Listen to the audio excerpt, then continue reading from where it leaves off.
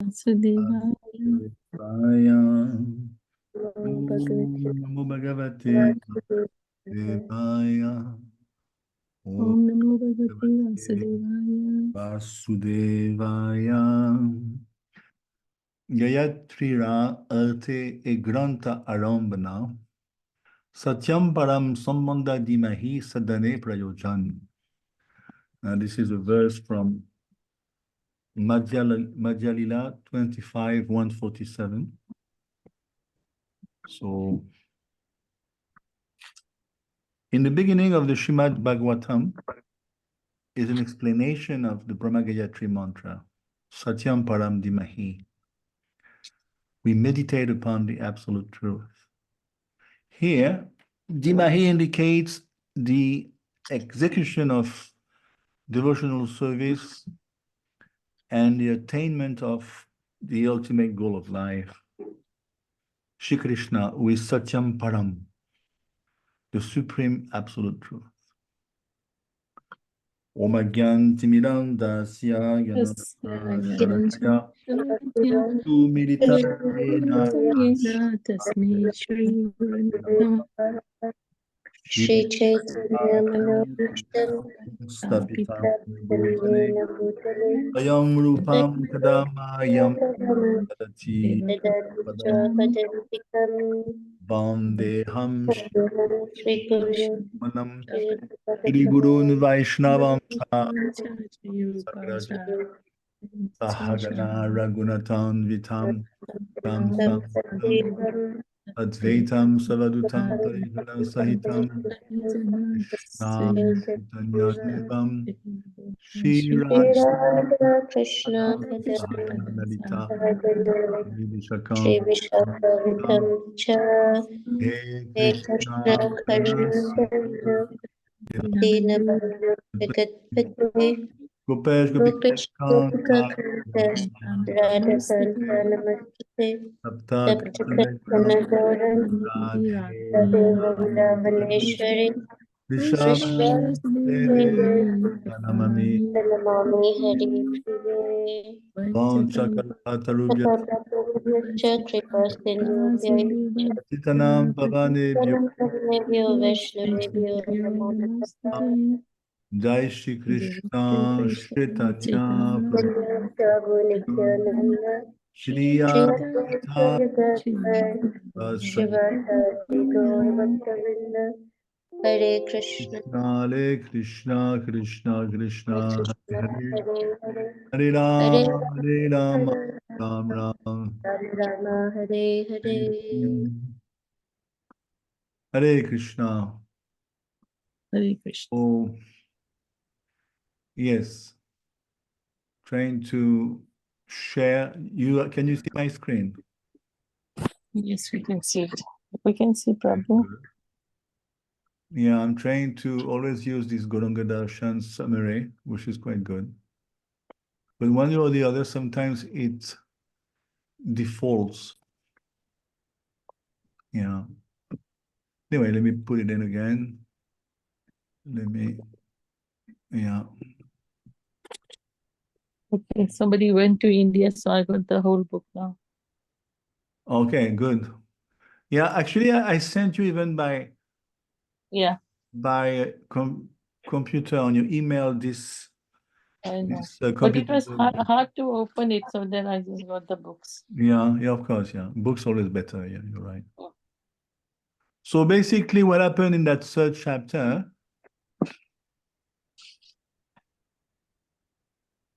briefly, we don't want to go all over, but we started off the change of heart, pure devotional service. Vishwanath calls it devotees worship because we have seen in the beginning, and there's lots of dealings with the demigods worship. So anyway, you can take over. You feel free to use the screen. Yeah. No problem. That's the idea. We should always be very clear on what's happening. Yeah. The unfolding of the Srimad Bhagavatam.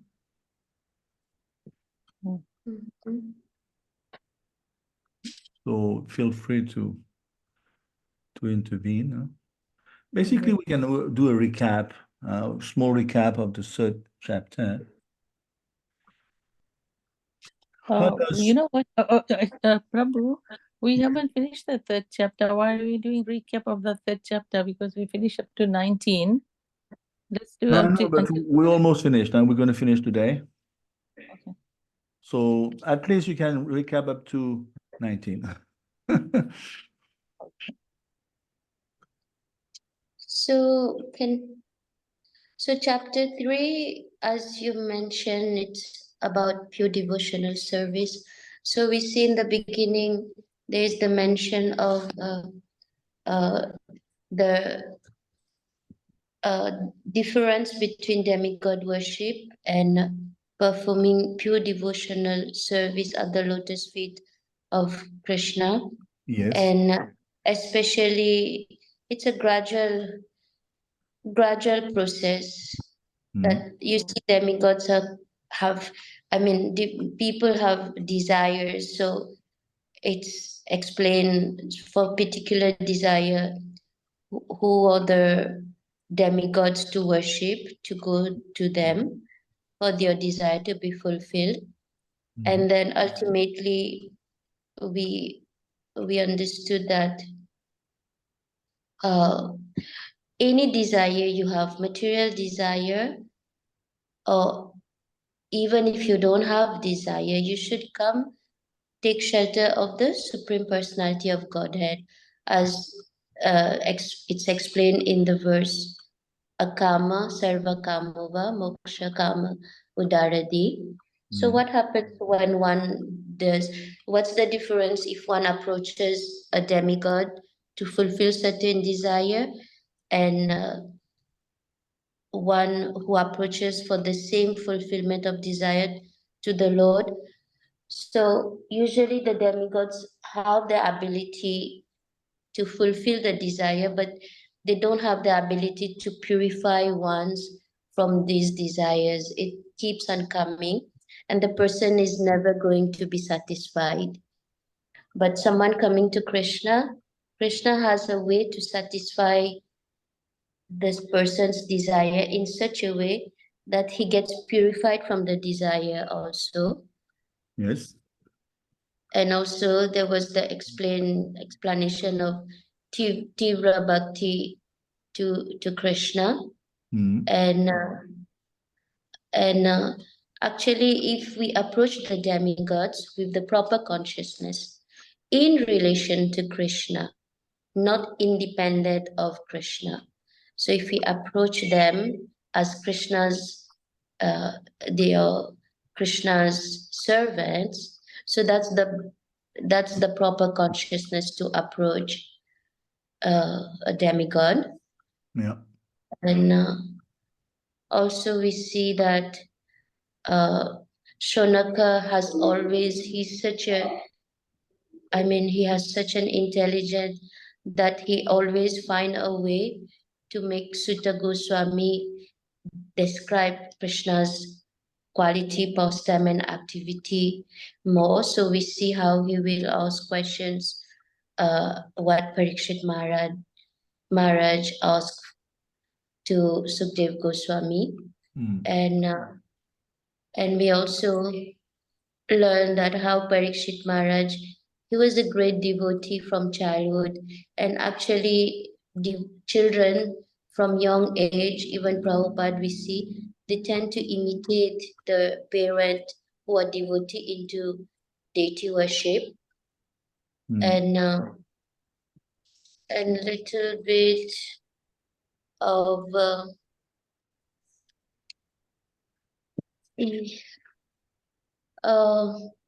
also it's explained with Prabhupada explaining that how this material world, from Brahma to even the small ant, this is a prison house, and Durga Devi, which is the external energy of Krishna, she's the superintendent.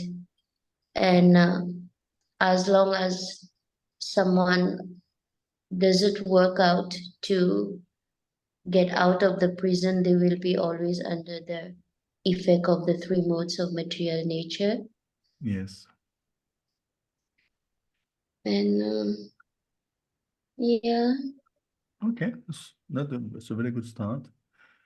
One thing you perhaps forgot about the demigod worship is just like 722 in the guitar. Satya Shadaya Yuktas. We should not forget that Krishna is endowing the demigod with the benefits that he's supposed to bestow upon the worshipper. So that's another reason. Not only demigods, they cannot extract purification of the out of the heart's practitioner, the practitioner's heart. But on top of that, little do they know that they are empowered by Krishna to even bestow the benefits expected. No? yeah. Yeah, and also you want to add up something? Well, I think I'm good. Like Okay. we see the first three chapters. I mean, teaches us gradually how to come to that stage that we understand Krishna is the Supreme Lord, is a person, and our constitutional position is to serve, become his servant. Yes. So in regard to both the speaker and the hearer, we should not distinguish between the two. Huh? Shukdev is called Vaisakhi. Vaisakhi means they are both on the same footing, Parikshit Maharaj and Shukdev. Huh? And Vasudev Parayanaha, actually, it's mentioned. Both are Vasudev Parayanaha. They are devotees of the highest caliber. So now we heard in 17, remember, very important verse, Ayu relative pumsam udyanastan shayana. So that even though the sun is decreasing our lifespan by each setting of it by -1, -1, -1, but what is the prerogative to escape influence of the sun? Unless we do devotional service of the Lord, then Yeah, Uttama Shlok Vartaya. To be precise, it's Uttama Shlok Vartaya. Vartaya means Krishna Katha. So, Kshanonit, remember 2:17? Kshanonit, if you utilize each moment Uttama Shlok Vartaya into glorifying Krishna, then you're gonna die, yes, but what's the difference with a non-devotee? Then a devotee is under this, he's subject to time factor, and ultimately time will come as death to him. Yeah. But for a devotee, when he's engaged, he comes to a transcendental platform Yes. where death comes as, Krishna comes to him to bring him back home. Yeah. Mrityu sarva sharam shaham. What is that verse? Mrityu sarva ahas shaham. I'm death, but for a devotee, death is the final blow of time. So, in other words, it is the final exam, yes. So we should be prepared. Ante Narayan Smriti, and that's the final exam. Ante, at the very end, Narayan Smriti, we should remember Vishnu, or Narayan, or Krishna, or your Ishtadev, whoever is your Ishtadev. It's all one. So that will be the test, actually. But if we practice earnestly and painstakingly, then there's no question we should be ready. And even if it takes another life, it's not a big issue in one sense, because Krishna will put us where we are meant to grow. This is always the same. Then from 18, remember what happened? 18 onwards. Shukdev, what is he going to do? He's going to explain the drawbacks and the flaws of those who don't surrender, especially those who apare means others. We know Narapashu animals, I mean, regular animals, by definition, they don't surrender. They are totally into heavy Mahatamagun. But apare, it's quite heavy. Apare means others, meaning Narapashu. They tend also to forego Krishna, to give up Krishna consciousness. And that's a heavy toll for them also. So this is what's being described here, all these verses 18, 19. And of course, 19 is quite the highlight of it. What's happening in 19, remember, it's quite heavy. Svavid Virahashtra Kara. There's 4 particular animals quite prevailing in India. Remember? Sva, Sva means Shva. Svapacho means a dog eater. So Sva means a dog, actually.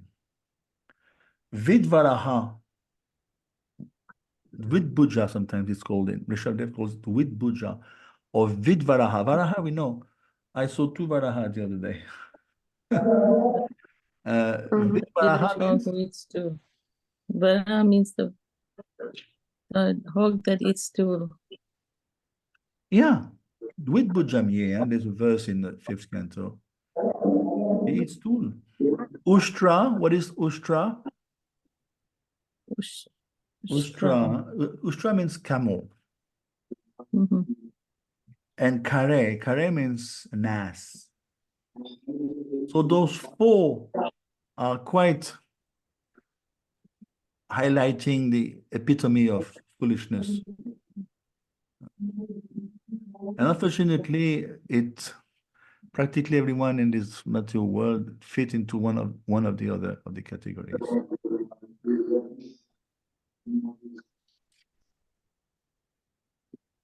Do you have any Quite questions? heavy. Yes, Arinishna? No, the purport is quite heavy. We Very can heavy, see. yeah. Camels, especially camels, it's very pertaining because what is the catch of the camels? What's the analogy all about?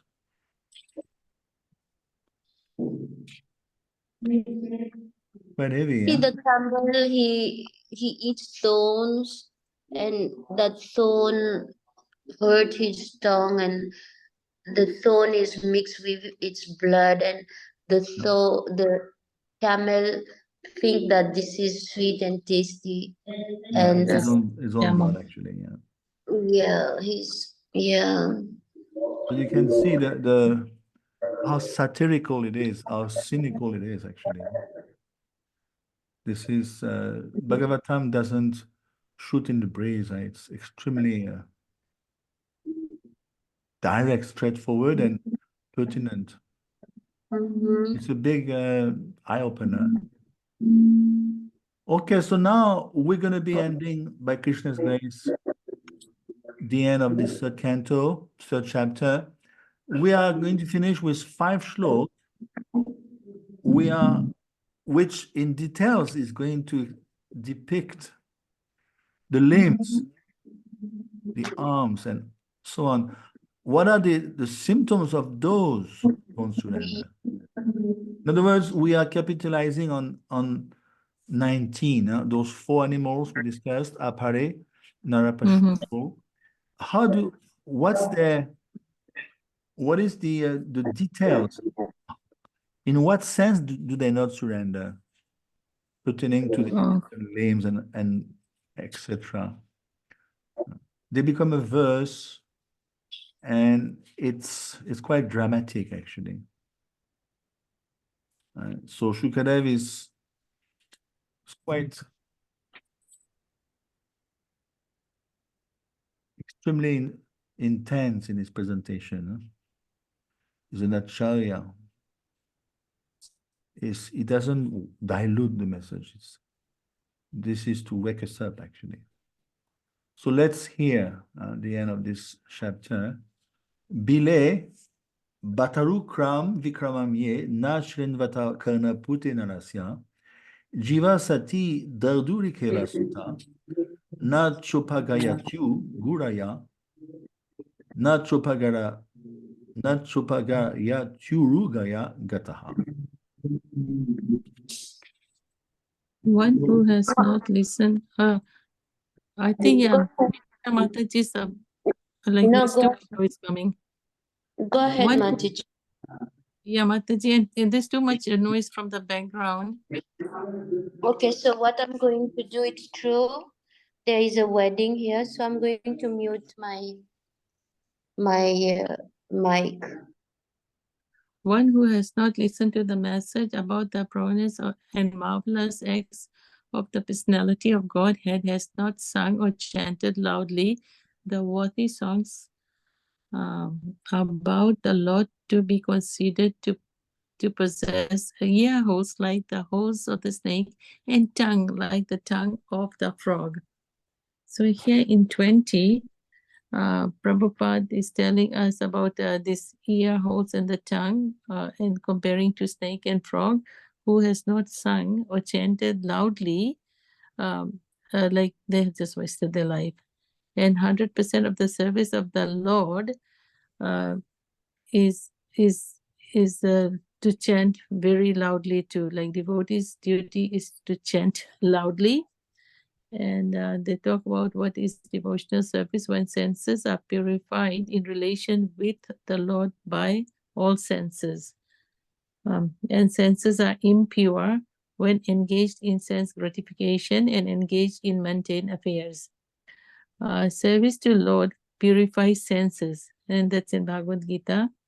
And Lord imparted instructions with full senses to Arjuna, and he received with full sense and logic. And we have 6 senses, and like we learned that understanding between master and disciple too, and submissiveness, like we have to be submissive and to our spiritual master, and we can ask questions. And Chaitanya in Chaitanya Chaitamrit, it was that you have to receive teaching of the Lord with intellect and full senses, so one can logically understand his great mission. Yeah. We hear all the mundane topics like in our lives that is comparable to the snake. People should be taught to hear transcendental topic of the Lord. Devotees of the Lord should speak loudly so they can hear, and then they compare with the frogs. They grow loudly with the snakes to eat them. So the frogs are always growing. So then the snake comes and eat them.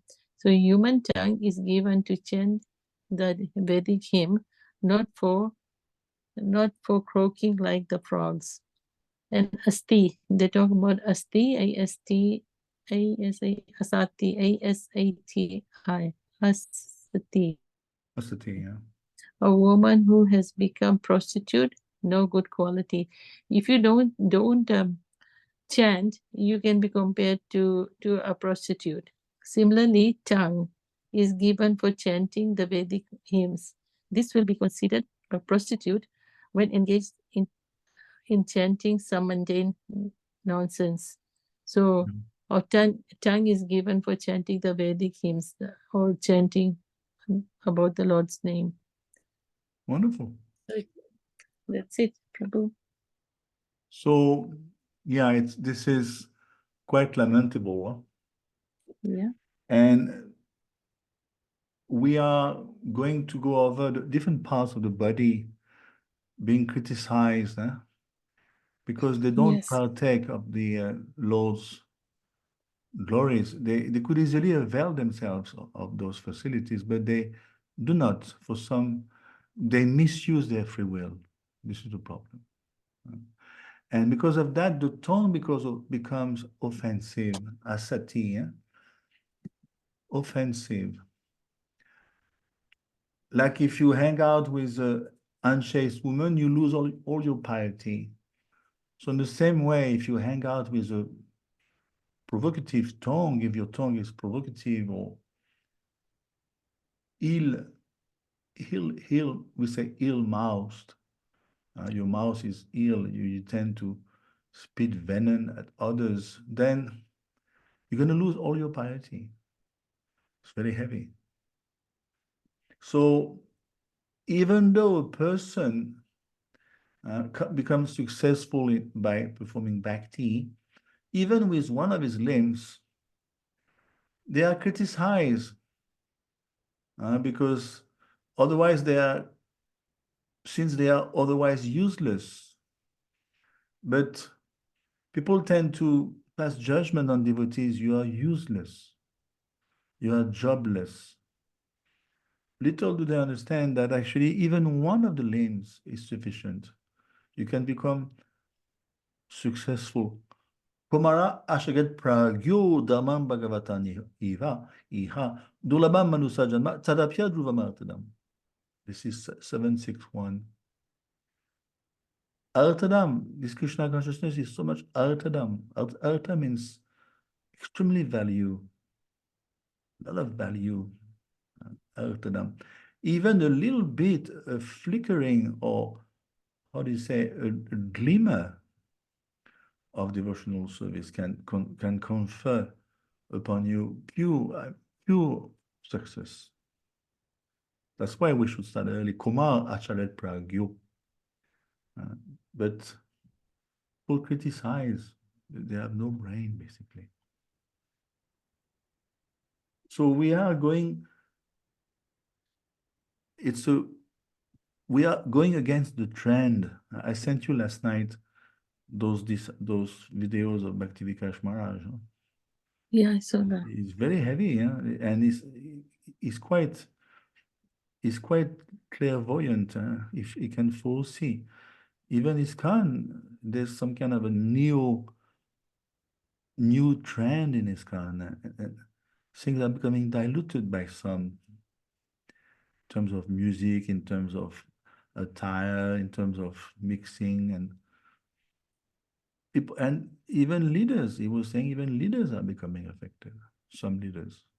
So he's pulling the string. He's pulling the string heavily, and this is actually strict, but he's right. That's the way someone should be guarding the mission. Otherwise, already it's happening. And obviously he has a better vision than us because he's a big guru. He's traveling around the world. He can see for himself what's happening. And I cannot deny, in 40 years I've seen things are more watered down. There's no question. I cannot deny.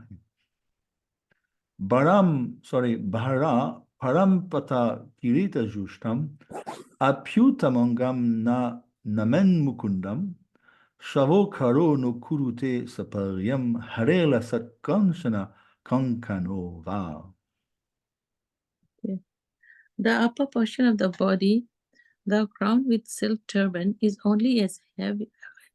Is only a heavy burden if not bowed down before the personality of Godhead, who can award mukti, freedom.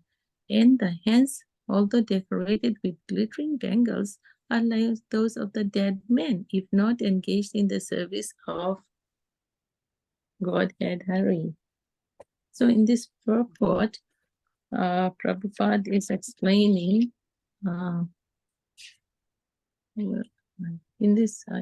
Prabhupada is explaining, he's giving examples of the eyes and the legs. If the eyes are printed on the plains of the peacock and legs, 22, are we on 20? Oh, we are on 21. 21. Yeah. Yeah, okay. Well, here it was the body with the silk turban and the heavy bangles too. Now, if not engaged in the devotional service of the Lord, it's like the dead man's hand. And here the three kinds of devotees and the duties of each class, not seen who is in service of the Lord, makes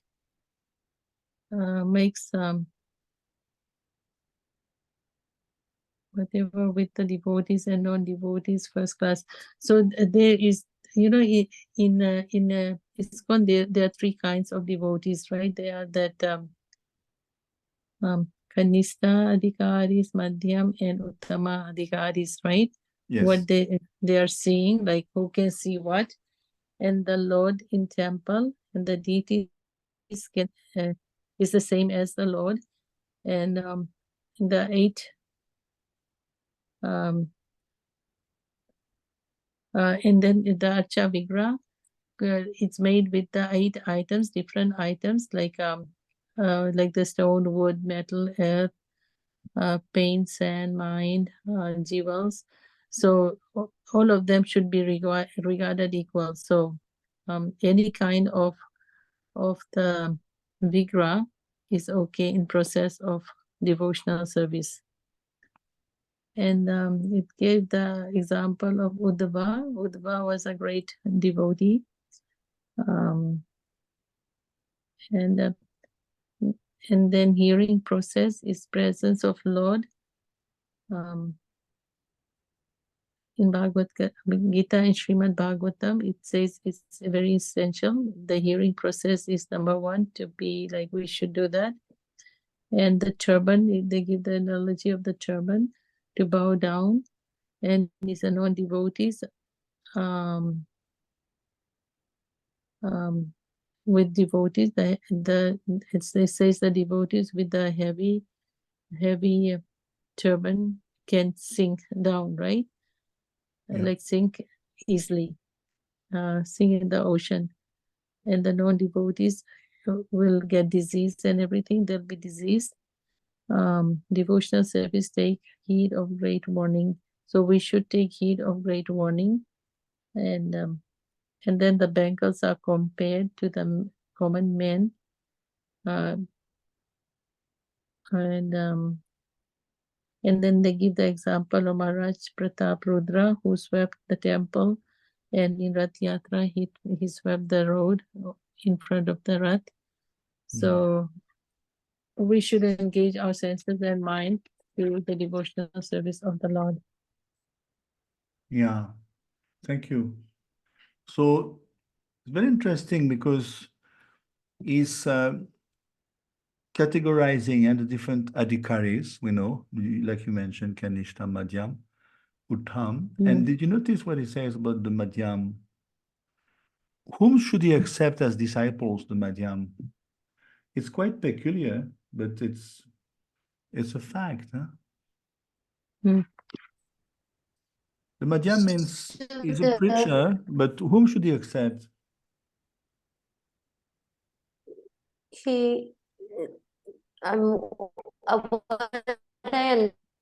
accepts the Kanishta and he preaches to the non-devotees and those who are on the Kanishta level.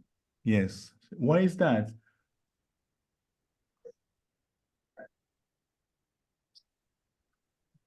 I mean, this is a way to show compassion to these jivas, to ultimately help them come to a certain level, because it's not a good position to remain Kanishta. He's helping. Your voice is breaking off. So, yeah, because you cannot give what you don't have. If you are a Madhyam, obviously you're not going to dare to initiate another Madhyam. It's quite strange. So obviously you may initiate Kanishta, and of course non-devotees alike. So that is why you should be able to recognize who is who when you select a guru. And now again and again, we're hearing the same point. We heard that, we've been hearing that for weeks now. Sometimes a Uttam will step down to Madhyam for the sake of preaching. Did you notice? Yes. It's mentioned again. Prabhupada did that, huh? But we should know better. He is a Uttam, but he is a Goshtananandi, he's a preacher. So purposefully he stepped down to Madhyam for the sake of organizing the preaching movement of Chaitanya Mahaprabhu.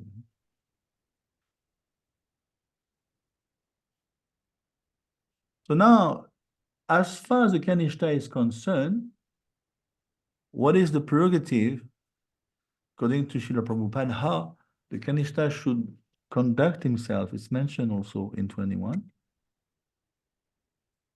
See? Prabhupada gives very precise details. You may be a hardworking guy, a business magnate. Doesn't matter. You should at least come to a place of worship. Otherwise, you're doomed, basically. You're doomed. You have to, even a few seconds, it's mentioned, I read, I think. A few minutes, you come in the temple, a few minutes, pay dandavat. I think it's mentioned in that purport. Yes. Otherwise, if you ignore, you're going to go back down. Kshine punya machalukam vishanti, you fell from heaven, and now you misuse. You have money, you've been born with a golden spoon in your mouth, and again you misuse. So what's going to happen? You blew your second chance, you're going to go down big time. You may go down again to animal kingdom. So you better, out of intelligence, spend some time. You're not a devotee, but you are a Kanishta. At least the Kanishta are devotees, sorry, and we should not, kick them out. They are devotees because at least they acknowledge Krishna. So that non-devotee guy, or getting there, is becoming a Kanishta. As soon as you acknowledge Krishna as the Supreme Personality, then you are Kanishta. Prabhupada said in the Shri Upanishad, as long as you attempt to come out from this material, you're Kanishta.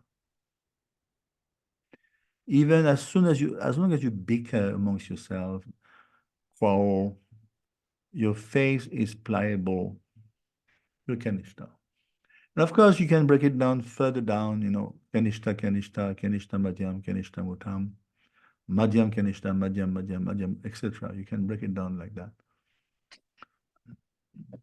So the whole purpose is, Bhaktivinoda Thakur is quite heavy. He's saying, Jara Vidya Jara. I don't know if you know that. Jara Vidya Jata, sorry. Mayara Vibhav. Tomara Bhajane Badha. Moha Janmaniya. Anitya Samsare Jivake Koraye Gada. Heavy, Gada means ass. It's so heavy. He's saying, materialistic studies are the glare of Maya. He himself, he knows, because he has gone through heavy academic pursuit. Bhaktivinoda Thakur, in his early life, he had a sudden reverse of providence. He became poor, even though he was born quite rich, but that didn't last long. He became quite poor. He got married early. He had to maintain his mother. Mother was a widow, and he had to work hard and go through the ladder, the social ladder. So he understood. Actually, it's an obstacle. It's the glare of Maya. It's an obstacle to spiritual progress. And he's saying, because you become infatuated and you become trapped in the asat world, falsely trying to enjoy.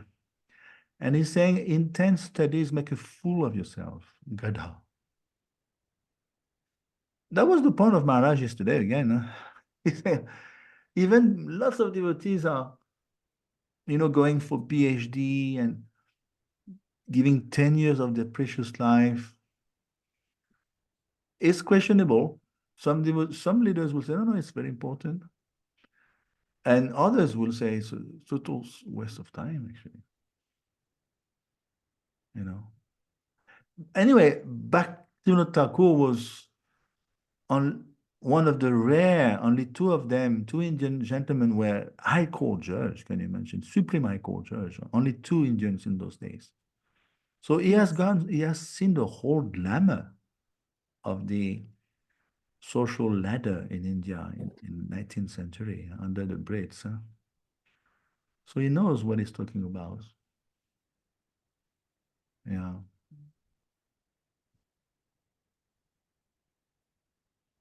So, Bharayite tenayane naranam lingani Vishnu na nirikshato ye pado nrinam to druma janma bhajo kshetrani nanuvrajato hare yo. The eyes which do not look at the symbolic representation of the personality of Godhead Vishnu, his form, name, quality, etc., are like those of the printed on the plumes of the peacock, and the legs which do not move to the holy places where the Lord is remembered are considered to be like tree trunks. So here again, we are discussing about the limbs. And it's talking about the non-devotees, the eyes and the legs. They are just like printed on the tree trunks or the plumes of the peacock, so it's of no use. And then garastas, they should have a deity worship. Is recommended that they should have a deity worship in their house. Do you have a deity, Mataji? Pardon me? Do you have a deity at home? Yes, I have. Very Because good. when we went to India, I got the Gaura Nitai. My sister gave it to me, and then I got all the clothes, everything. You I'm worship gonna them? take. Yes, every day I do it. My husband is not, but he just comes and bows down and everything, but I'm the one to do. That's good. Yeah. And then devotee progress in spiritual knowledge, right? They talk about to have spiritual master and install a deity at home and follow with vidhi. Like they want us to follow the vidhi of the ways to do it.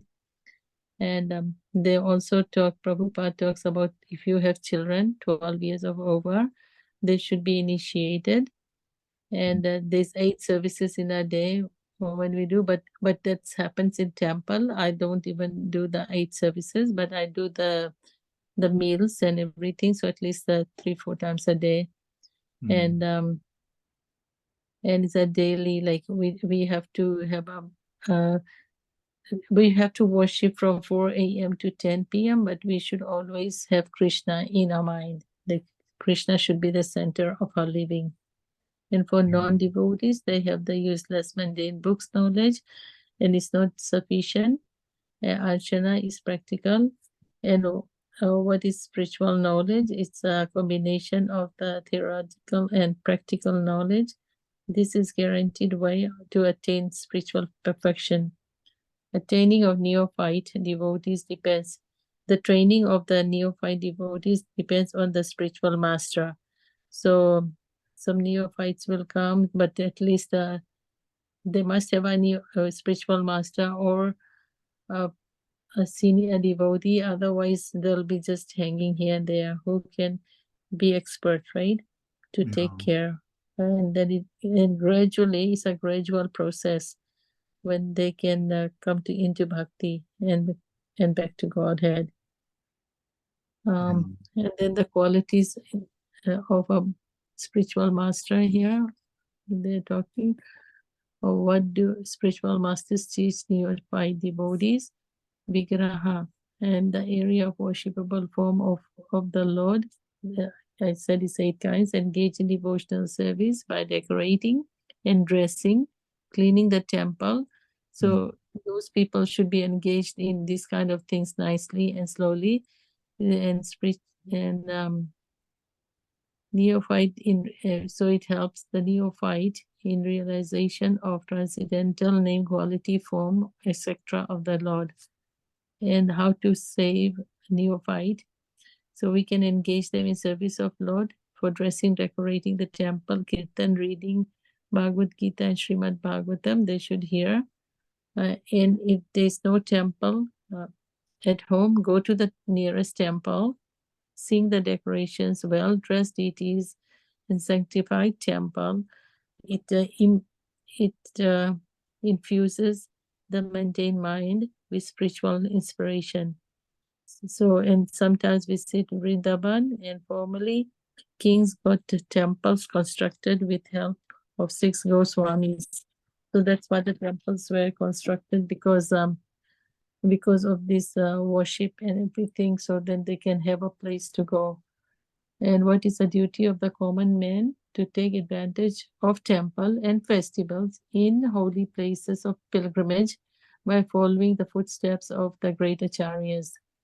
And do not go with hope of sightseeing. Like if we are going to Vrindavan or something, we don't go with this hope of sightseeing the pastimes of the Lord. Be guided by the proper men who know the signs. This is called Anuvraja. Anuvraja, follow, right? Like Anuvraja. Vraja. The best to follow the instruction of a bona fide spiritual master. And they give analogy here that one who does not follow the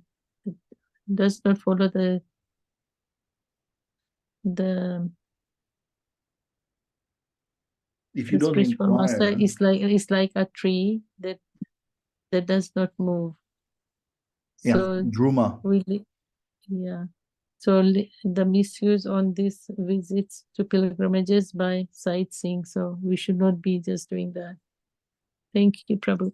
Yeah, actually, we can even fall prey to that even in ISKCON. Now you going to Mayapur, Vrindavan, you just rush from one holy place to the next, practically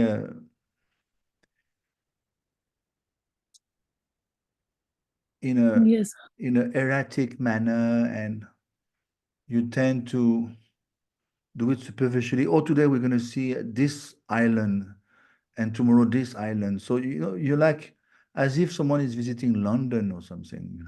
Big Ben, and then House of Parliament. So of course there is a spiritual.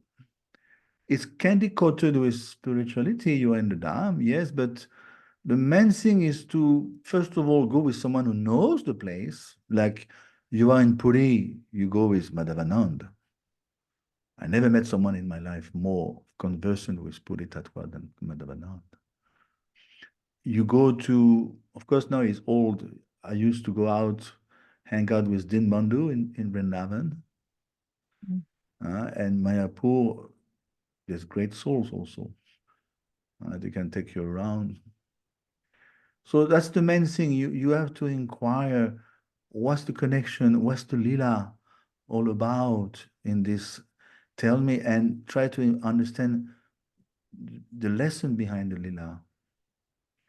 You go to Mamgachi in Mayapur, then Vrindavan Das Thakur. What happened there? There's so many lilas behind. It's interconnected, visiting holy places is connected to Krishna Katha. You have to ponder, you have to inquire. Who can hear when? We should be quite eager, Loriam, Tatra Loriam, Apimuliam, Ekalam.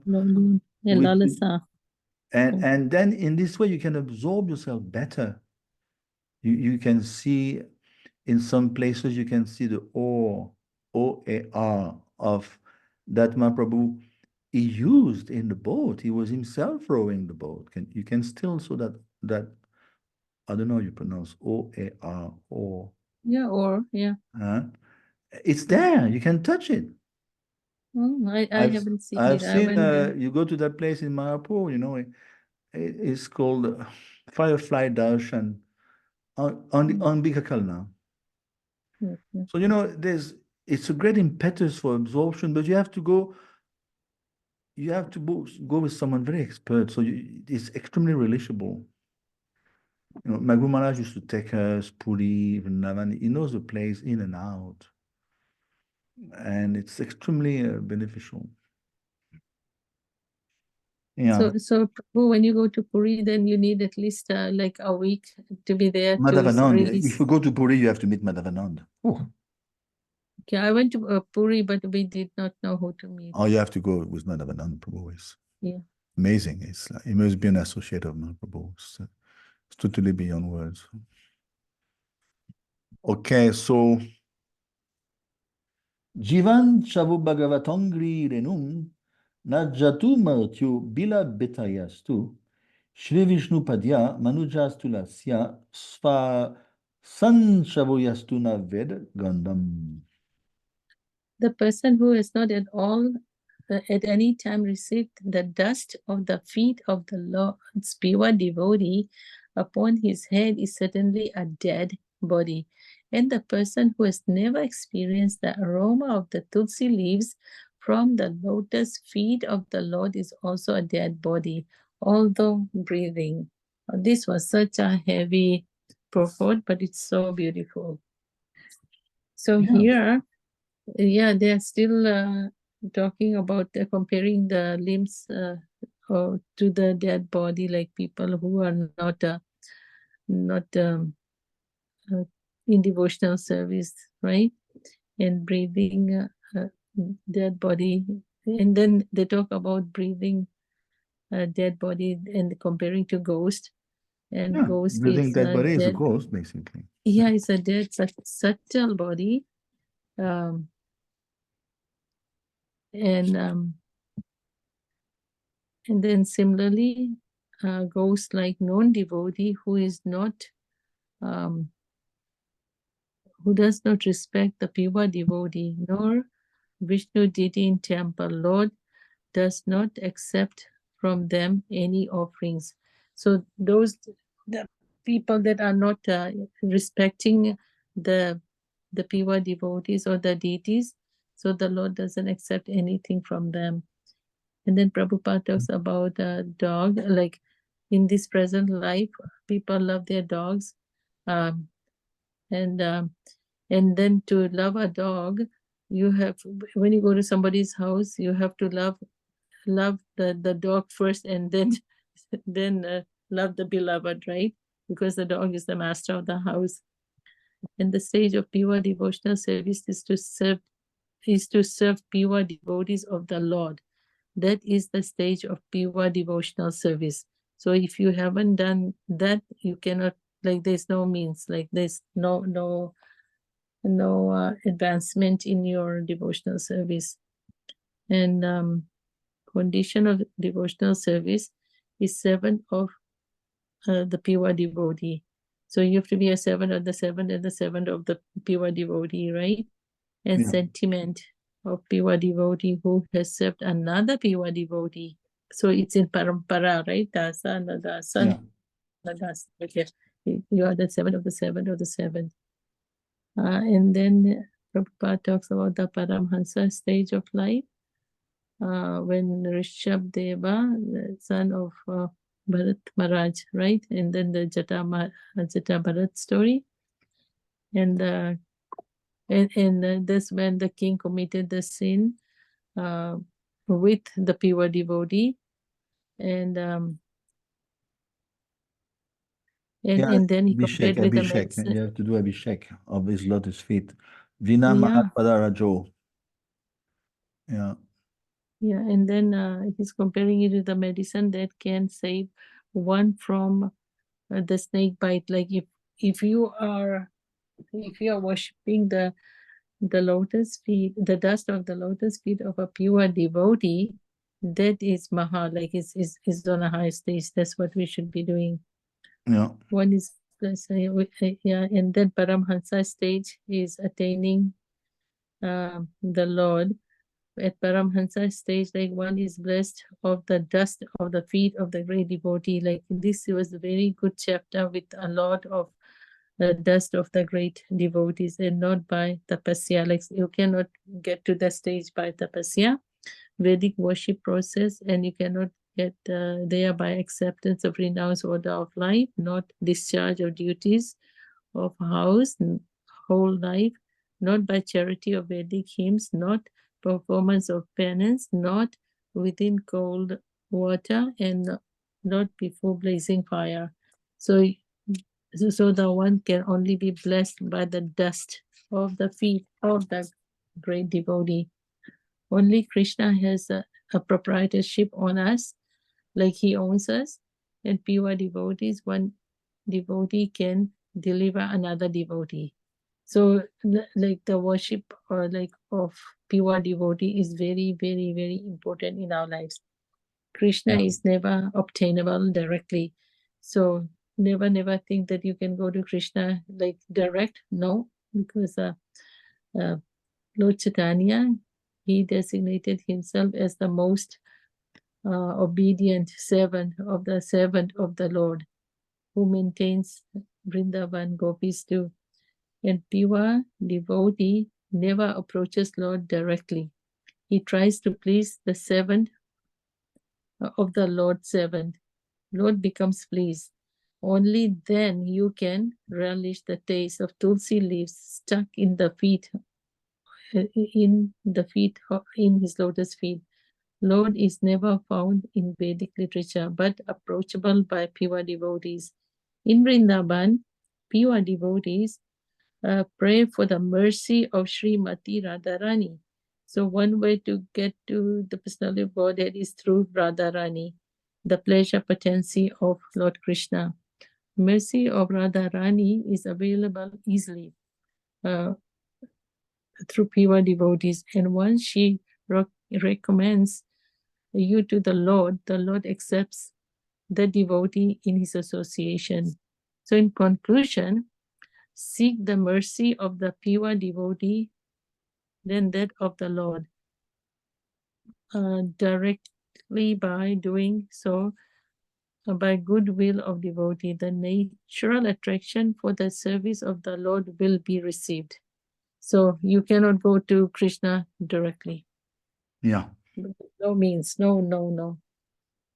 And also to be noted, Srila Prabhupada quotes 5:12:12, which echoes with another one, 7:532. Nisham matis tavadura kramangrim. Angrim becomes a lot. Urukramangrim means the lotus feet of the Lord. Sprishati, there's a verse like this. Sprishati anartapagamo yadartaha. That you have to do Abhishek. You have to do Abhishek in Rajarenu. You have to physically roll in the dust on Vrindavan. And you have to physically put the dust under the feet of the pure devotee, from under his feet on your face. Physically, you have to do it. You have to practically anoint yourself with this dust physically. Of course, Niskinchananam. Na. Niskinchananam means Akinchana Gochar.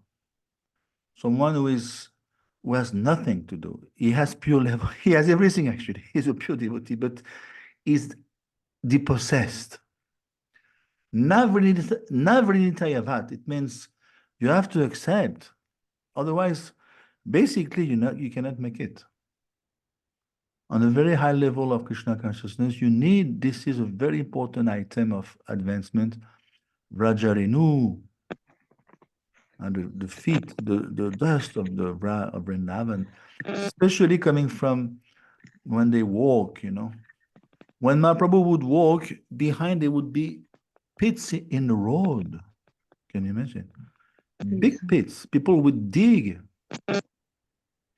When he went to Ramakeli, what's going on? When he went to When he went to Ramakeli, there's something wrong. I think Zarin is just internet. You guys have to switch off your mic if you don't speak. Yeah? You have to switch off your mic. So there were millions of people. People would dig the road. They would scoop out, make pit holes in the road just to get the dust of the footsteps of Mahaprabhu. Yeah. So it's a very strong items of worship. Yeah. We are in 223. Yeah? So now 23 marks the overall criticism of all the different parts of the body. We have noticed one after the other talking about the different parts. But here we criticize them all. You have to touch the feet, the dust, at least the dust. Don't touch the feet. Sometimes sadhus do not want, but at least take the dust. If you have to smell the dust on your body. Otherwise, you look like a living corpse. Can you imagine? You're like a living corpse, shava. And you become frightening for other devotees. Then the Lord will not accept your service. Of course, you have to also smell tulsi leaves. Tulsi is tadiya. Tadartham is mentioned in the Gita. Aradhana Savesham Vishnu Rajati Panta Tasmat Parantaram Devi Tadiyanam Samarchanam. Tulsi is tadiya. Devotees are tadiya. Pridanga is tadiya. What's the meaning of tadiya? Tadiya, this is even higher than Vishnu worship. Tadiyanam Samarchanam. If you worship tadiya, means the paraphernalia of Krishna. Of course, the foremost is Tulsi. Devotees also, Madbhakta Puja Bhyadika. If you worship a devotee, it's higher. Welcome, Moshika Prabhu. Okay, so let's move on. Tadashma. Sharam Ridayam Batiram Yad Griyamaner Harinam Deye Na Vikriye Tata Yadavikaro Nitre Jalam Gatra Ruheshu Al Shaha. This is final verse. Yeah. Certainly, that heart is still frame which, in spite of one's chanting the holy name of the Lord with concentration, does not change when ecstasy takes place. Tears fill the eyes, and hairs stand on end. Wow, this is every day we hear this. Okay, so here, here in the first 3 chapters, like we hear that there's a gradual process. You can hear me, right? There's a gradual process of development of devotional service by hearing and chanting of the Lord is stressed. The gross conception of Supreme Personality of Godhead is universal form, is recommended by manifestation of his energy. One can spiritualize his mind and senses gradually and gradually concentrate his mind on the Lord Vishnu, the Supreme, who is Super Soul in everybody's heart and everywhere, in every atom and in every universe. And then five mental attitudes, the Pancha Upasana for common men is also enacted for this purpose, and they are gradual development. Worship of superior may you can follow from here. Any Shiva, it could be Shiva, impersonal form, super soul. Partial representative of Lord Vishnu is recommended. Further development is prescribed in the 3rd chapter, and then this change of heart. are often reading stage of Vishnu worship or is okay for devotional service. And then Amachiva stage of Vishnu worship is suggested.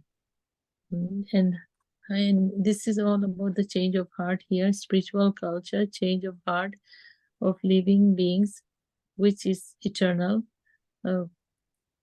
And progress of devotional service make change of heart by gradual attachment from material enjoyment by the false senses. Increase in attitude for rendering devotional service, and Vidhi Bhakti, devotional service limbs are explained in relation to mind, which is impetus to all limbs of the body. So the mind what is change of heart, according to 24?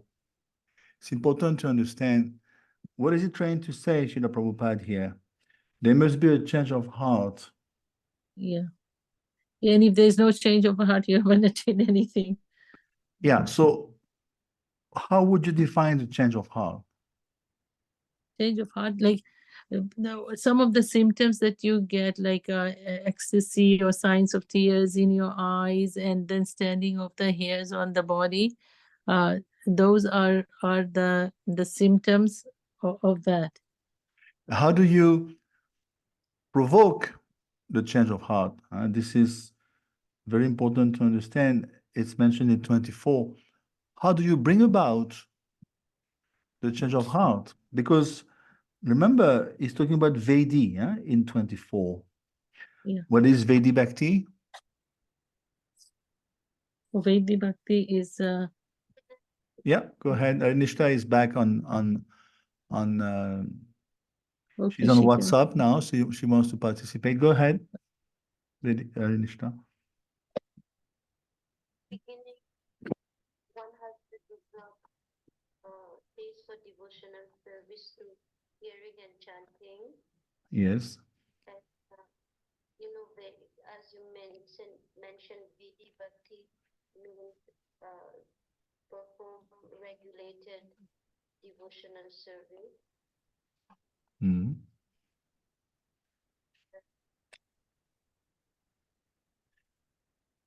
See, it's mentioned in 24. Go ahead. Are you finished? Well, what I understood is, you see, Prabhupada is mentioning from the still frame heart, how can soften the heart, and no, go ahead, I'm kind of. Yeah, no problem. You are going in the right direction. So it says very clearly, you have to engage the limbs. Kriti sadhya, and this is the definition of Vedi is very important to understand according to Rupa Goswami. Kriti sadhya bhavet sadhya bhava sadhana bida.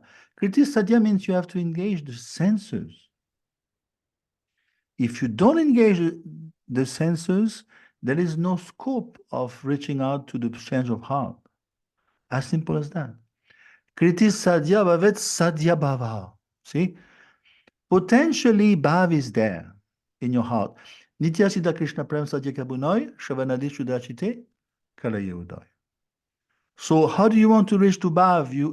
We are in a very lowly types of Vedi. Doesn't matter. Kriti Sadhya Bhavet, Sadhya Bhava.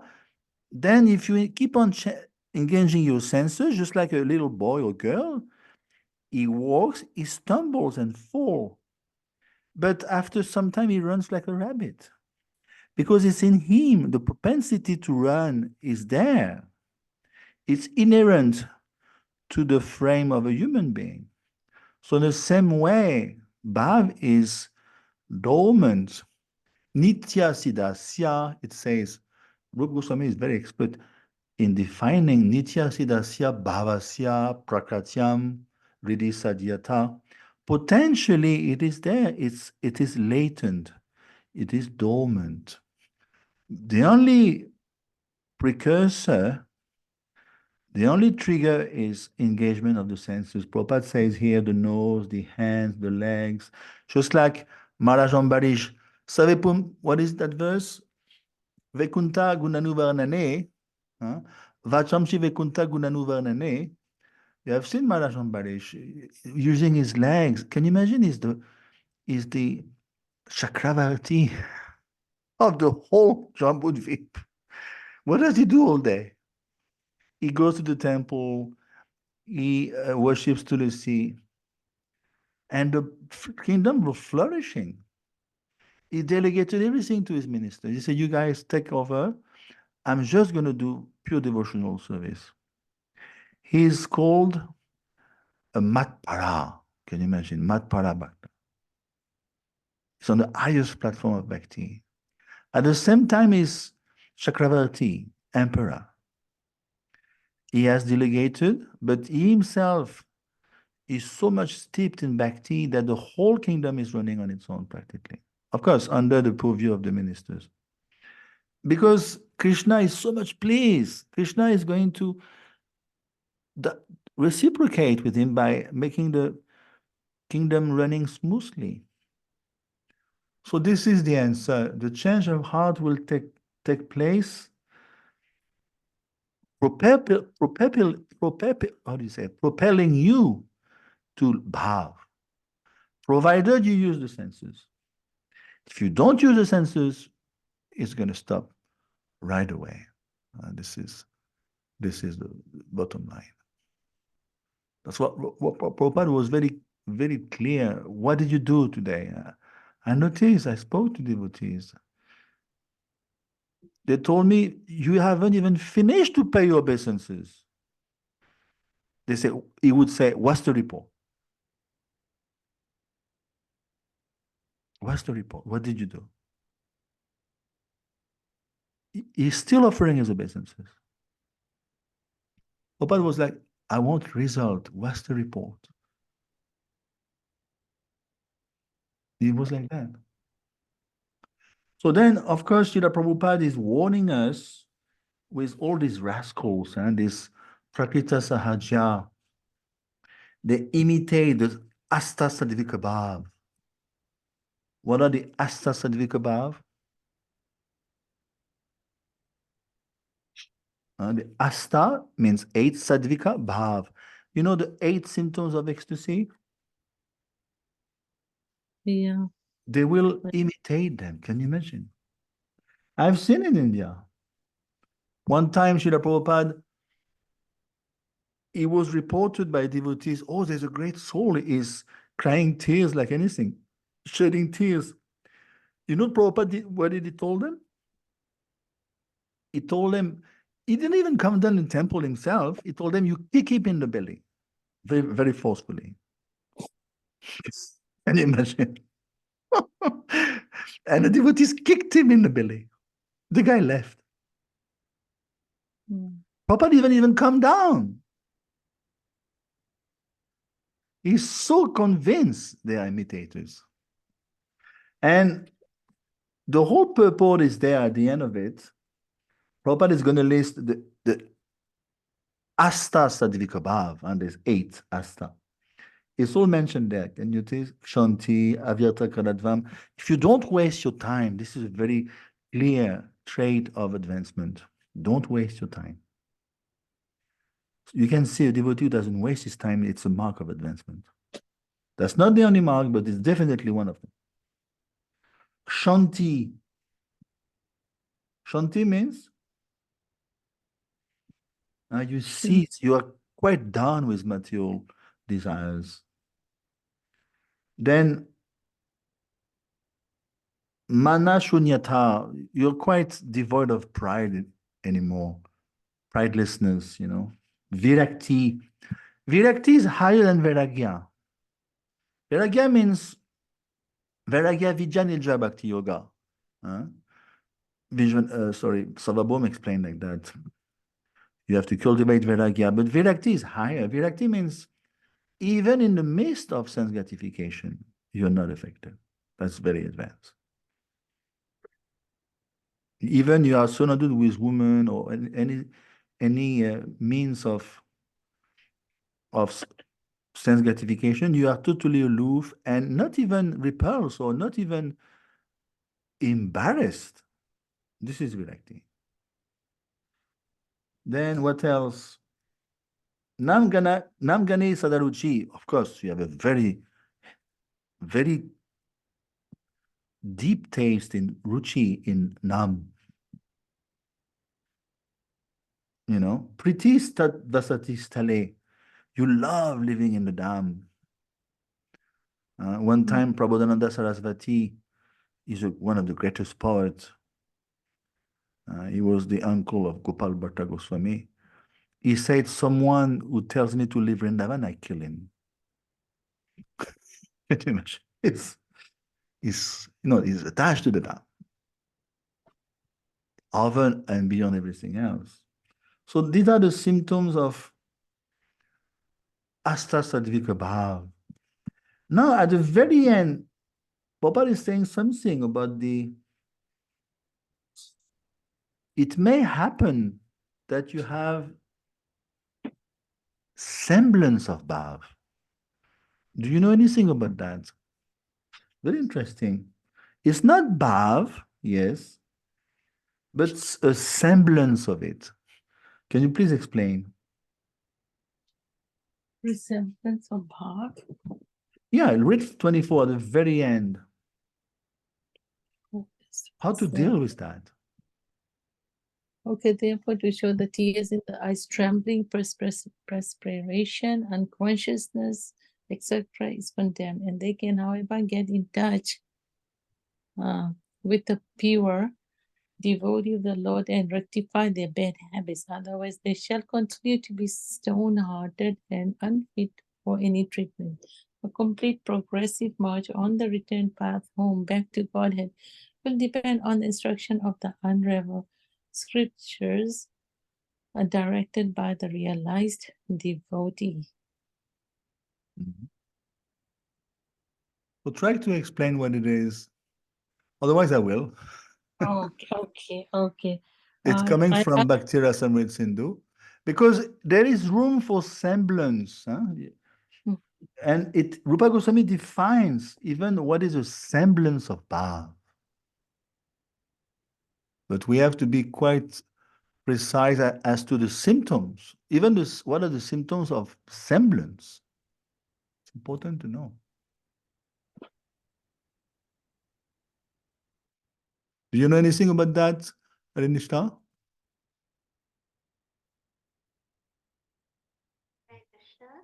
Do you know how to define the semblance of Bhav?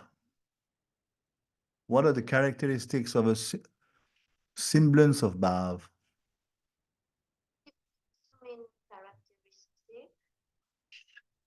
Semblance actually is a French word. Semblance means it's not Bhav, it's a diluted form of Bhav. Prabhupada explained at the end. So there is a reflection, we could say. A reflection type of Bhav. It's mentioned in the Nectar of Devotion.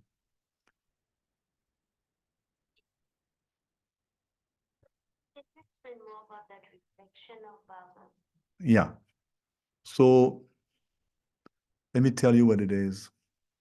It's mentioned in Bhakti Rasamrita Sindhu. And there is two things.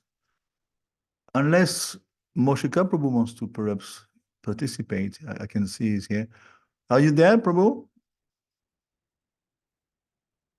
Moshika Das. Are you there or I don't know. I can see his name. Okay, Pratibimba. Pratibimba Ratyabhas. This is one. And Chaya Ratyabhas. So let's say Pratibimba is a reflection. And this may happen, we cannot deny it's possible, even in a very young recruit. You are in the midst of a roaring kirtan in the temple, and because this kirtan is led or There's lots of great devotees in the kirtan, the advanced devotees. In Mayapur, I've seen many times, So because you are in the midst of them, you may have some semblance of ecstasy. You may cry, you may feel totally taken over, swept over by a surge of bliss. You cry and you are practically dizzy. So we cannot discard this altogether because, he's a new neophyte, it's pretending 100%. No. Rupa Goswami explained it's Pratibimba Ratyabhas. It's a reflection, like a chaya. Chaya means a shadow. Chaya Ratyabhas. And of course, it's not real bhav, we know that. But Prabhupada gives here the remedy. Remedy is to carry on associating with pure devotee, satu vrite. And then gradually you have to take up the path of Krishna consciousness, anartha-nivritti, the four rags, chanting. And gradually you may be propelled to a high level, no? Just by the very proximity of great devotees, sadhu sango svatovare, you have to associate with great devotees, then it will deepen your commitment, your attachment, and you will grow. So there is two types of semblance of bhav, pratibimba ratyabhas and chaya ratyabhas. Otherwise, you can judge the proof in the pudding. If years are going by and your heart remains still framed, there's something wrong. It cannot be with the process. So there must be wrong in your practice. I guess it's only that is left. It cannot be something wrong with the process. Process is perfect. It can only be with your own partaking of the process. You are not doing it right. And number two, of course, we should not neglect is Vaishnava Parada, Sadhuninda. Krishna doesn't allow you to advance due to pap or even worse, Sadhuninda, Guru Avagya. That's blocking you big time. That's basically a major stop in your progress. And you have to take action in remedy, definitely. Otherwise, practically, in this life, you're blocked. And after some time, due to lack of taste, you will drift away. So that's what it is. Okay, that's 24. So now let's hear Vishwanath. Vishwanath is extraordinary personality. So let's recap this end of the third chapter. Individually and collectively, we have criticized the limbs of a non-devotee. We have seen they carry gold, even golden crown or mukut. What's the use? When they're going to bow down, it will even aggravate their fall because it's so heavy to carry. So we have discussed. But now we are talking about the internal. 24 having to do with the internal nature of the bhakta. It doesn't transform by the name of Krishna. Normally we should have. Can you imagine Bhaktivinoda Thakur explaining Harinam Chintamani? He explained in a few days' time, you should be chanting Shuddhanam. This is Bhaktivinoda Thakur. He says in a few days' time, you should be chanting Shuddhanam. So there's something wrong. We are chanting for how many years? Normally, Bhaktivinoda Thakur explained Kanishta Adhikari chants in Namabas. What is Namabas?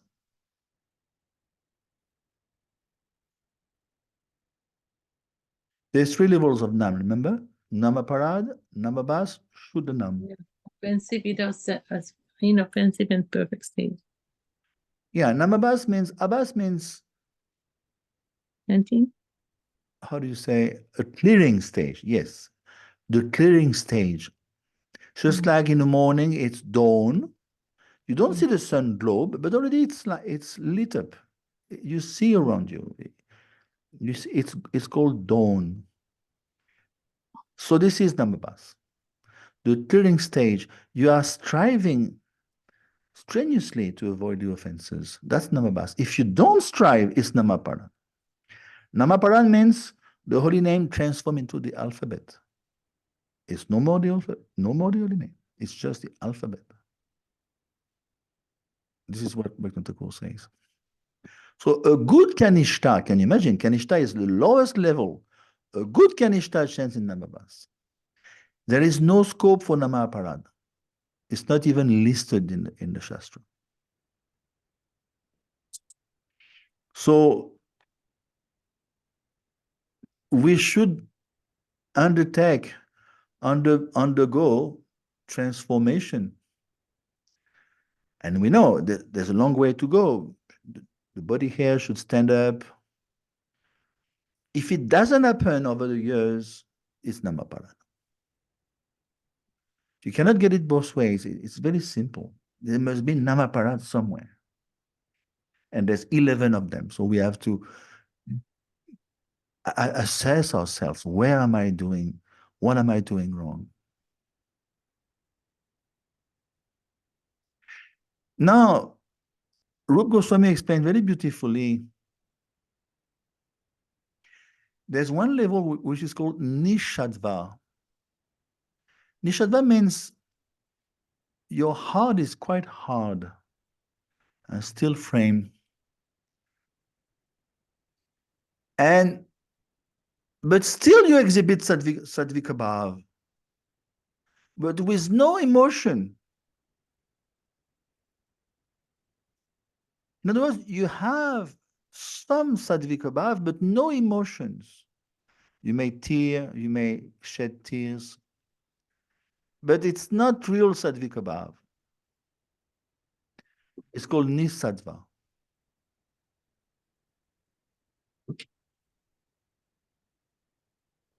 And now, conversely, you may have a devotee who is on prem level, and he doesn't have Sattvika Bhav. So you may conclude foolishly, oh, he's not advanced because he has no Sattvika Bhav. No, be careful. Their hearts have melted. But one way or the other, it doesn't display Sattvika Bhav. So we have to be extremely careful. Of course, it's not our duty to put name on devotees. Only a pure devotee can recognize another pure devotee. So we have to definitely be very discreet and distant, not tag devotees, put tags,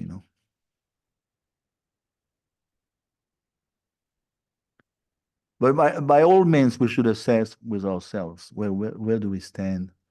Do we have more taste in chanting?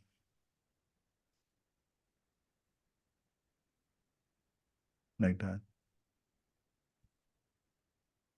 Another drawback could be Nirmatsara. Nirmatsara, remember in Bhagavatam? Nirmatsaranam satam. If there is envy, then that's going to block you also. That will block you from experiencing the sweetness of the name.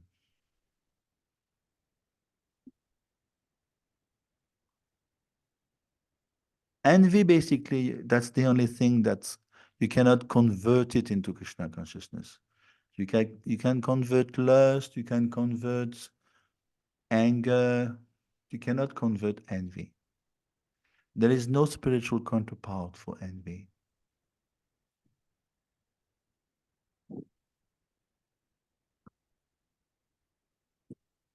The only remedy is to hang out with devotees, advanced devotees, carry on chanting.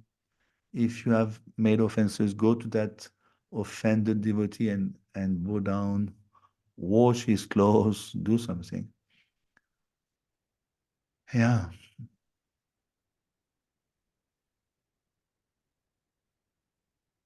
There's even a verse, which is very heavy, it's 328:34.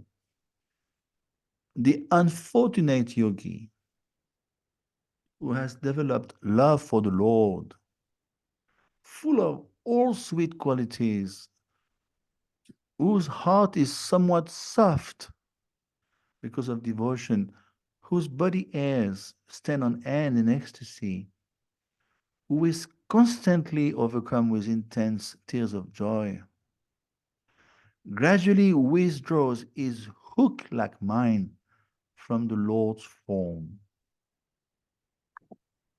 So you may ponder how come he's unfortunate. He has love.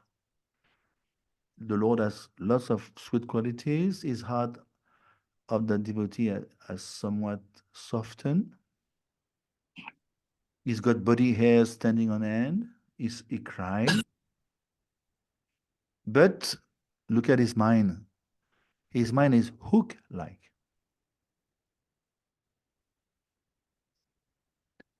So Vishwanath explained, yes, his heart has melted. But Badish means a fish hook. When you catch a fish, you need a hook. So his mind is Badish. It's still made of iron because the fish hook is made of iron. So what's going to happen? It's a bit what I was saying before, actually. Chayara Chabas, semblance. He's going to attain a semblance of Bhav. It's called Abbas, semblance. And what may happen if he's not careful, his mind may withdraw from Krishna.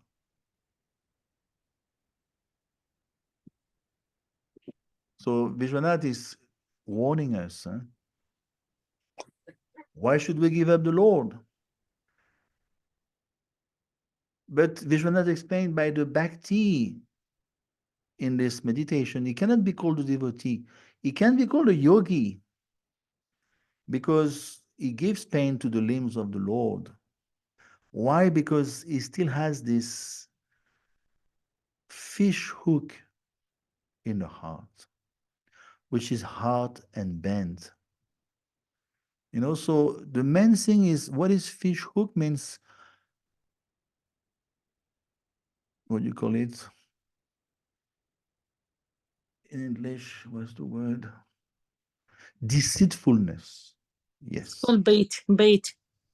Yeah, it's called the fish hook type of heart. Deceitfulness. If you have deceitfulness is different from, be careful, from weakness of heart. You may be weak spiritually, but you're not deceitful. You follow? Deceitful means you are crooked. You have a fish hook in the heart. Better be weak, but not deceitful. Deceitful, you become stuck in your progress. This is the verdict of Vishwanath. So that's why we should always remove the upasaka gun, the weed out the weeds like puja, pratishta, and all these things. Anyway, I'm kind of okay now with 24. Let's finish off with 25. Atabi de yanga manu mukulam prabhashase bhagavad pradanaha yadaha vayasaki atma vidya visharado ripatim sadhu prishna.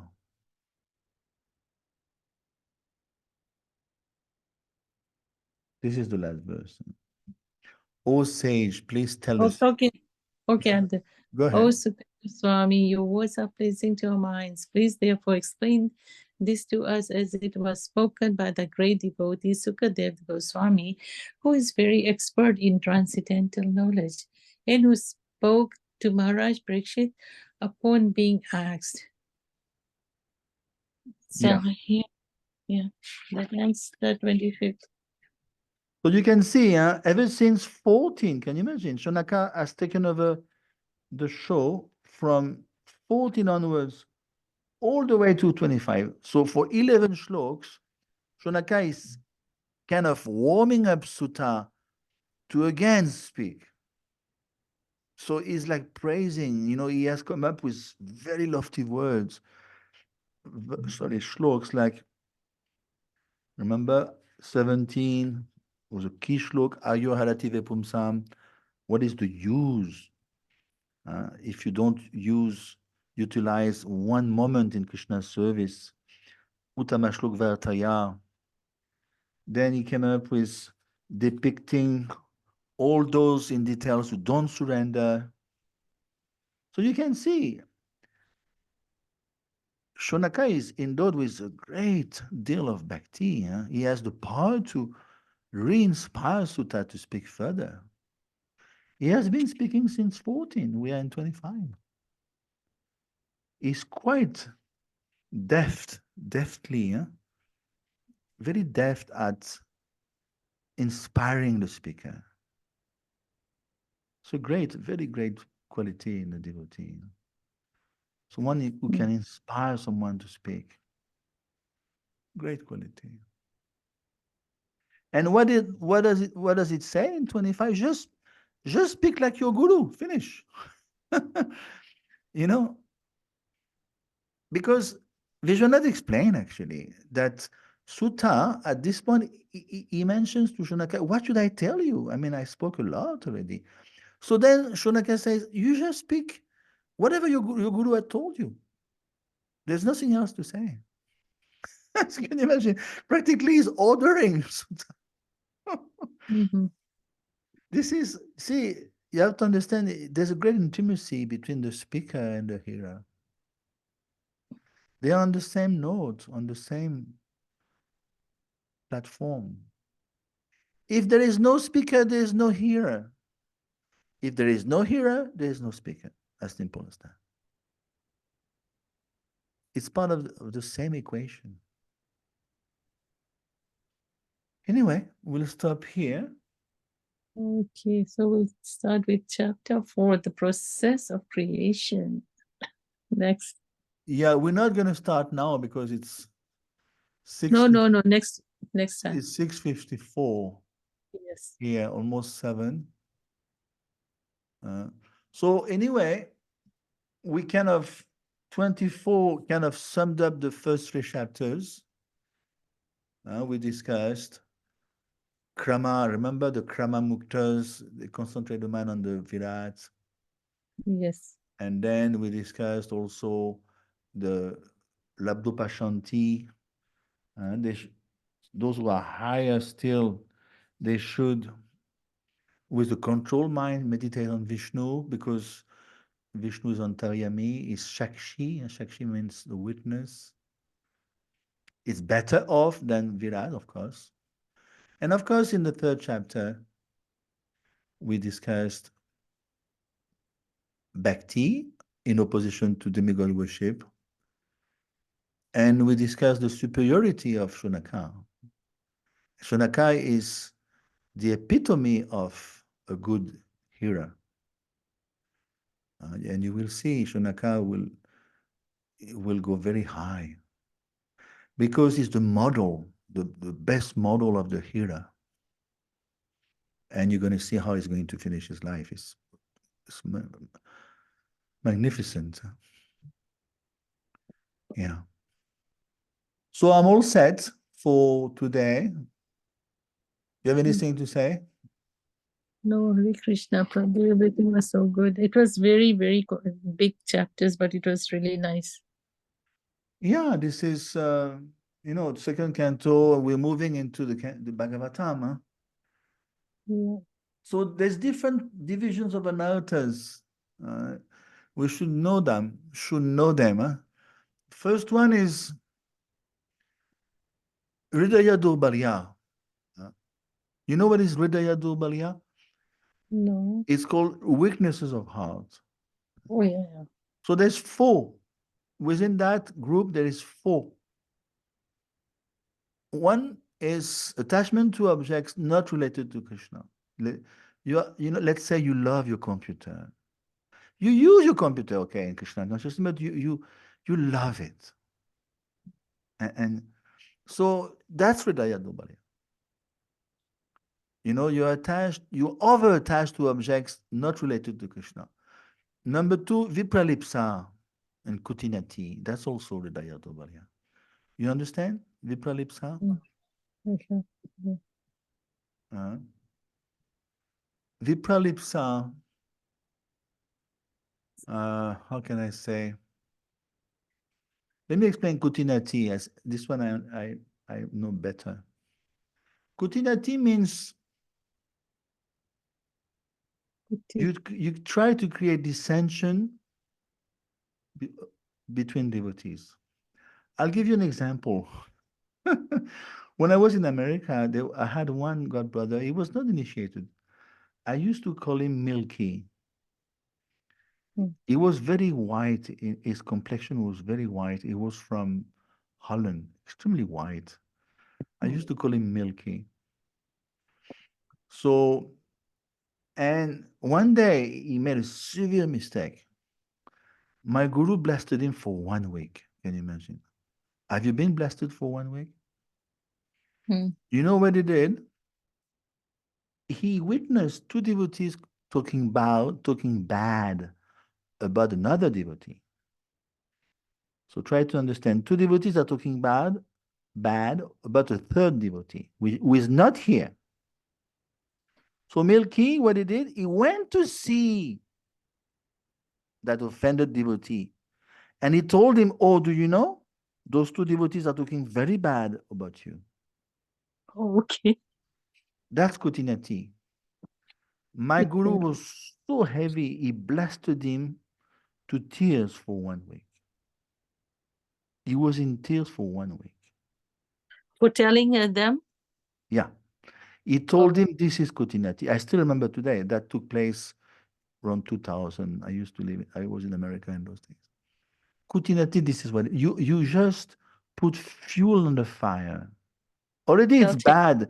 It's bad to hear devotees criticizing a third fellow. But you go and report to the third fellow. But Prabhu, it always happens in my temple too. There's always. So you have to walk away. You have to sprint. You have to sprint out. You have to walk away, running. And sometimes you tell somebody something, and then they'll tell the other person and say, "Don't tell that I've said it." This is Kutinati. Yeah. This is Kutinati is Hridaya Durbalya, it's weakness of heart. Vipralipsa, now it comes back to me. This is the most important amongst the 4. Remember the 4 traits of a conditioned soul? One is called Kananapatava. Kananapatava means you have imperfect senses.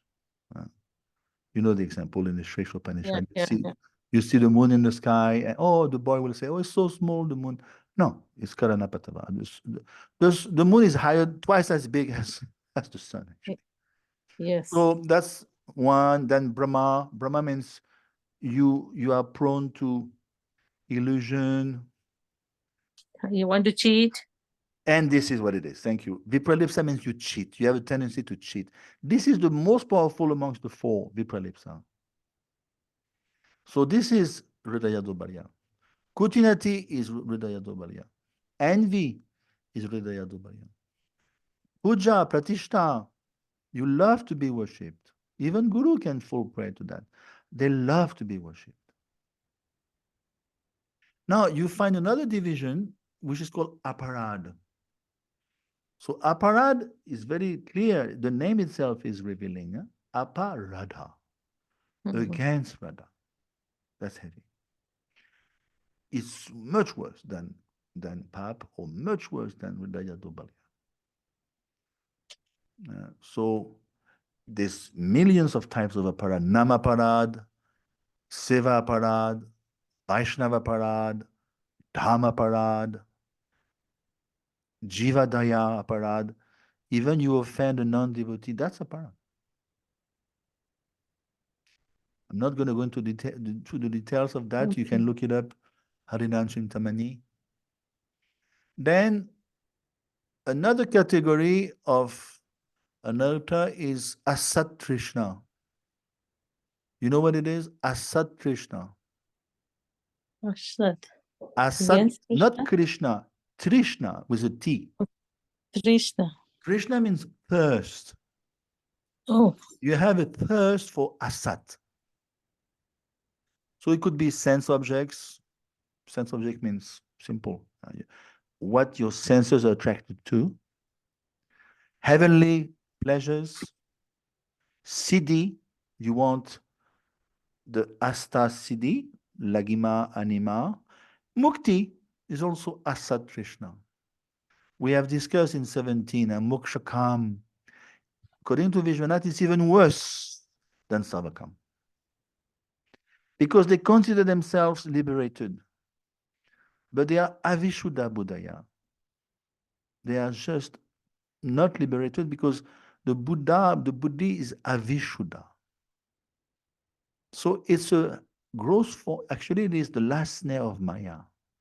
You are thinking yourself liberated, you're not liberated at all. And of course, avidya, it's part of the anartha. Avidya means, what's the meaning of avidya? Ignorance. Yeah, there's 5 types of avidya, according to Third Canto. You are avidya about yourself, about your own identity as a jiva. You don't understand that you are a jiva, or you speculate on the nature of the jiva. You are totally incomplete in your understanding of the jiva tattva.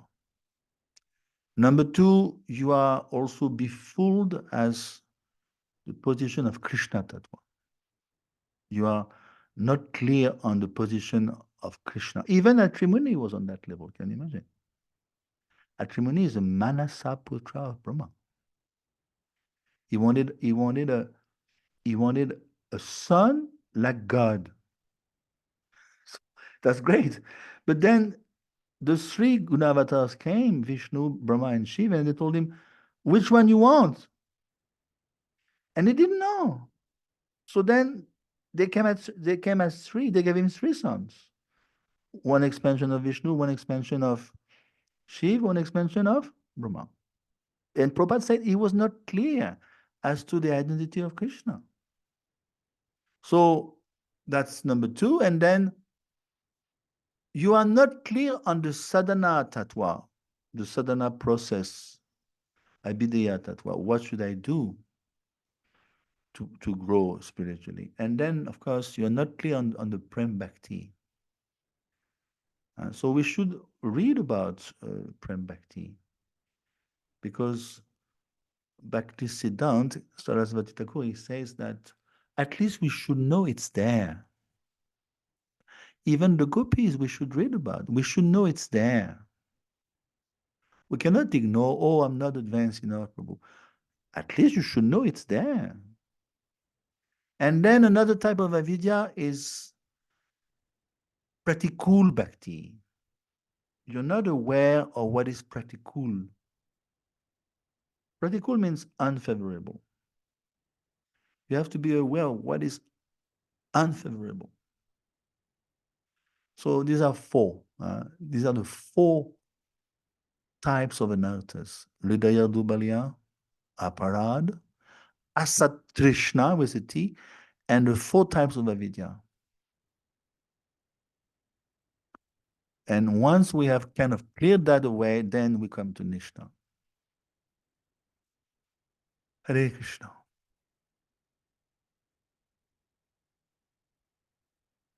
Hare Krishna, Prabhu. Yeah. Okay. Thank you so much. So have a good night. It's late, I guess, for you. And we'll start chapter. Oh, by the way, so you want to have some assessment at the end of? No, we covered three chapters. Do you want to be assessed, or do you want to carry on as a mere listener? No, I think it's a good idea. Yeah, because I mean, I can do it bit by bit, instead of having many chapters, I can see you're not so sharp. So I can do it bit by bit, like 3 chapters we covered. It's still fresh in your mind. We can have some kind of assessment. If you are willing. What do you think, Purna Chandra Mataji? Yeah, I think we should do it. We should try, right? Nothing is better than trying. Yeah, okay, I'll write. Even I saw in my temple, this is finished Aisha Upanishad, and they gave a test. You know what? First time I saw Bhakti Shastri test when somebody gave the test and on email for the whole week, so they have to finish it and then send it to the person. Yeah, so if you want, when should we have it then? We should have it now, like after this chapter is just finished, right? Yeah, because we just finished the search. So when do you guys want to have it? On Wednesday or on next Sunday? Or You know what? Ask the other people too, because if they're available. I'm always available. Okay. no, but how much time do you need to go over the 3 chapters? Today is Sunday. Or give us 1 week. 1 week, okay. So what we'll do is on Wednesday we'll start off the 4th chapter, and on Sunday I will prepare a small exam for you. Yeah. And don't forget, you have to write. Yes. There's only 10 chapters in the 2nd canto, so you write only 1 essay. Of course, it's too early for perhaps to write it. We only covered 3 chapters. And you have also to recite a few shlokas. If you look at your book. Oh, sure. That one, I don't think I'll do that. Well, you I'm can so recite bad in one that. shlok at a time. Okay. Trying to make it easy for you. Okay, I'll learn. Yeah. So Okay, okay, Prabhu, good night. I'll plan a assessment on next Sunday then. Hare Okay. Krishna, everyone. So